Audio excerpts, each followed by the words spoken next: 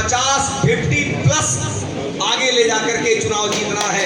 अधिक से अधिक वोटों से चुनाव जीतेंगे पूरे। जब वो सोचता है कि हमको बड़ा उद्योग लगाना है, लगातार हमारी सरकार प्रयास कर रही है, चाहे इंफ्रास्ट्रक्चर का क्षेत्र हो। प्राक्तन सांसद भारतीय जनता पार्टीৰ জ্যেষ্ঠ নেতা আমাৰ হৰিশ দ্বিবেদী ডাঙৰীয়া তেখেতে ইতিমধ্যে আপোনালোকৰ আগত দলৰ নীতি সম্পৰ্কত যথেষ্টখিনি সুন্দৰ বক্তব্য ৰাখিছে। হয়, আজি খুব ভাল লাগিছে।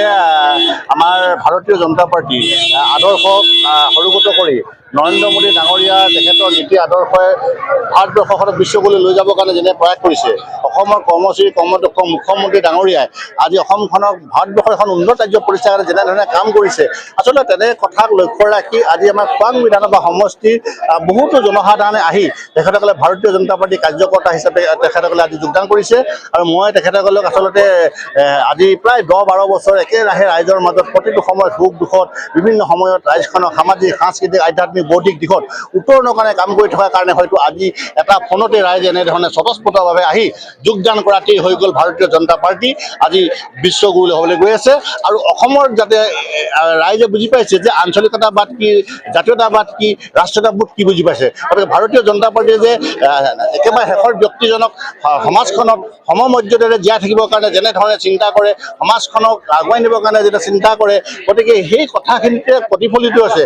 পাছত কৰ্মৰে আচলতে প্ৰতিফলিত হৈছে যে ভাৰতীয় জনতা পাৰ্টীয়ে আঞ্চলিকতাবাদ, ৰাষ্ট্ৰীয়তাবাদ, জাতীয়তাবোধ সকলো যে সুৰক্ষা কৰিব, তাৰে প্ৰমাণ আজি ৰাইজে এনেধৰণে স্বতঃস্ফূৰ্তভাৱে অহাটো মই নিশ্চিতভাৱে দেখিছোঁ। মই সকলো আজি যিসকলে আহি যোগদান কৰিলে আমাৰ খোৱাং সমষ্টিৰ প্ৰত্যেকজন কাৰ্যকৰ্তাক মই আন্তৰিক ধন্যবাদ কৃতজ্ঞতা জ্ঞাপন কৰিছোঁ। আগন্তুক দিনত সকলোৱে আদৰ্শ, সকলোৱে পৰামৰ্শ, আমি সকলোৱে ভাৰতীয় জনতা পাৰ্টীৰ পৰিয়াল হিচাপে কাম কৰি যাতে আমি খোৱাংখন সুন্দৰভাৱে কাম কৰি যাব পাৰোঁ, তাৰ কাৰণে ৰাইজ এনেধৰণে আহিছে। মই সকলোকে ধন্যবাদ জনাইছোঁ। আচলতে কংগ্ৰেছ মানে 60 বছৰ শাসন কৰিছিলে। দুৰ্নীতি, ভ্ৰষ্টাচাৰ, কুসংস্কাৰ, তেখেতসকলে মানে সূতা কম্বলৰ ৰাজনীতি কৰি 60 বছৰ জনসাধাৰণক মানে ভুৱা দি আছিল। আৰু আমাৰ দেশৰ প্ৰধানমন্ত্ৰী নৰেন্দ্ৰ মোদীৰ নেতৃত্বত আজি 10 বছৰ বিশ্বৰ ৪ৰ্থতম এখন দেশ হ'বলৈ পৰিণত হ'ল, য'ত 11তম স্থানত থকা ভাৰতবৰ্ষ এতিয়া ৪ৰ্থ পালেহি। অহা 27ত আমাৰ তৃতীয় পামগৈ। তো গতিকে আজি কংগ্ৰেছত কোনে থাকিব? যে আজি আপুনি যাতে জানেই যে যিসকলে পাকিস্তান প্ৰেম, যিসকলে মিয়া প্ৰেম, যিসকলে বাংলাদেশ প্ৰেম, সেইসকল লোকেহে আচলতে কংগ্ৰেছত থাকে। যাৰ অন্তৰত জাতীয়তাবাদ আছে, যাৰ অন্তৰত আঞ্চলিকতাবাদ আছে, সি কেতিয়াও কংগ্ৰেছত নাথাকে, সি ভাৰতীয় জনতা পাৰ্টীত যোগদান কৰিব। সেইটোৱে আচলতে আজি কথাখিনি প্ৰমাণ হৈছে। আজিৰ যোগদানে তাকেই প্ৰমাণ কৰিছে। গতিকে ভূপেন বৰা লগতে আৰু বহু এনেধৰণৰ কংগ্ৰেছ নেতা আমাৰ দললৈ আহিব, তাত তেওঁলোকে তাত থাকিব নোৱাৰা হৈছে। আৰু গতিকে তাত যাতে সদায় মানে পাকিস্তান প্ৰেম, মিয়া প্ৰেমৰ কথা আলোচনা হৈ আছে। গতিকে মই আমাৰ যিসকলে আহিছে সকলোকে আন্তৰিক শুভেচ্ছা অভিনন্দন জ্ঞাপন কৰিছোঁ। আজি ডিব্ৰুগড়ত যিটো পৰিৱেশ, অৰ্থাৎ ডিব্ৰুগড়তে নহয় সমগ্ৰ অসমতে যে ভাৰতীয় জনতা পাৰ্টীৰ পক্ষত অসমৰ ৰাইজ আজি তাৰিখত ৰাইজে আজি তাৰিখত সিদ্ধান্ত লৈছে এইখন চৰকাৰ পুনৰ শাসনত বহুৱাবৰ কাৰণে। তাৰে পৰিৱেশ ডিব্ৰুগড়ত সৃষ্টি হৈছে। ডিব্ৰুগড়ত আপুনি যলৈকে যায়, যিটো সমষ্টিতে যায় দেখিব বিজেপি আৰু বিজেপি। সকলো মানুহে বিজেপিৰ সৈতে সম্পৰ্ক ৰক্ষা কৰি আছে বা বিজেপিৰ হৈ কাম কৰি আছে। কাৰোবাক যদি সোধে আপুনি কোন দলৰ, তেওঁ ক'ব যে মই বিজেপি কৰোঁ। কোনোবাই কাৰোবাক যদি সোধে আপুনি কেনেকুৱা পাইছে, আমি বহুত ভাল পাইছোঁ। কিয় ভাল পাইছে সেই কথাটো যদি সোধা যায়, চৰকাৰখনে কাম কৰিছে আৰু গোটেই চৰকাৰখনে এটা পৰিৱেশ দিছে। অৰ্থাৎ আপুনি সকলো ফালে পজিটিভ এণ্ড পজিটিভ।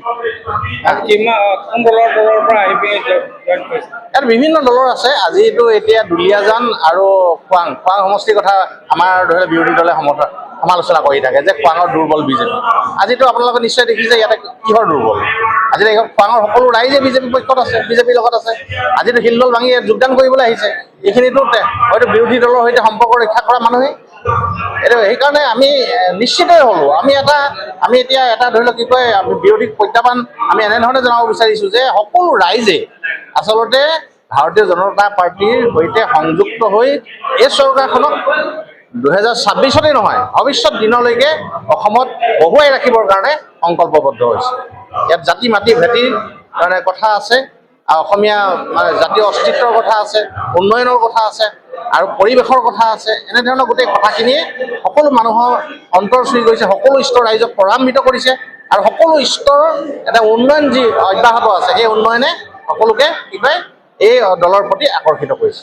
আচলতে মানুহখিনি বহুত দিনৰ পৰাই বিজেপি দলত জইন কৰিমকৈ ভাবি আছিলে আৰু বহুত মানুহ এনেকুৱা আছিলে যে তেওঁলোকে অহা যি বিধানসভা ইলেকশ্যন হ'ব মানে আমাৰ 2026 যি বিধানসভা ইলেকশ্যন হ'ব বহুত কংগ্ৰেছী মানুহে তেওঁলোকে দলটোৰ শীৰ্ষ নেতৃত্বৰ কিছুমান কাম কাজত অসন্তুষ্ট হয় আমাৰ ভাৰতীয় জনতা পাৰ্টি জইন কৰিম বুলি যোগাযোগ চলাই আছিলে আজি তাৰ ৰূপ আপোনালোকে দেখা পাইছে আৰু আগন্তুক দিনত আৰু বহুত ভাৰতীয় জনতা পাৰ্টিত বিভিন্ন দলৰ বিশেষকৈ কংগ্ৰেছ হওক বা ৰাইজৰ দল হওক বা অসম জাতীয় পৰিষদৰ হওক বিভিন্ন মানুহ আহি আমাৰ ইয়াত জইন কৰিব কিয়নো ভাৰতীয় জনতা পাৰ্টি এনেকুৱা এটা দল হয় যি দলত থাকি ৰাইজৰ সমস্যাবোৰ দূৰ কৰিব পাৰে